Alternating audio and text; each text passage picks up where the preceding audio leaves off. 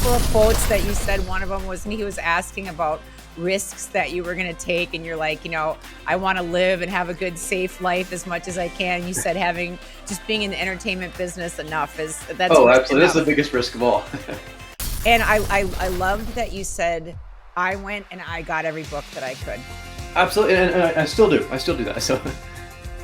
So did you go to the library? Or I did, yeah. I went to the public library. It was summer. The show was in summer, we saw, and then I went to the public library, and I got all of the books they had on magic.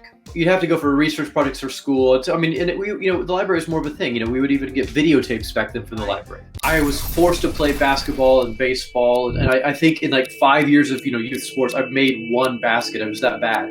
And the coaches always said I understood the game so much in my mind, I sucked at it. So looking back, I was glad I did that. My passions growing up were entertainment. My heroes back then were Walt Disney and Steven Spielberg and Jim Henson, people who I still think are the greatest magicians ever. My passions was, I put on shows in the neighborhood, and my favorite TV shows were behind-the-scenes shows about movie making or movie magic. Really? Or, the Disney Channel would actually show, like behind the scenes of a new attraction or of a new Broadway show. So those were my obsessions as a kid, and I mean obsessions. So I was really into entertainment my whole life, and that's where my heart was.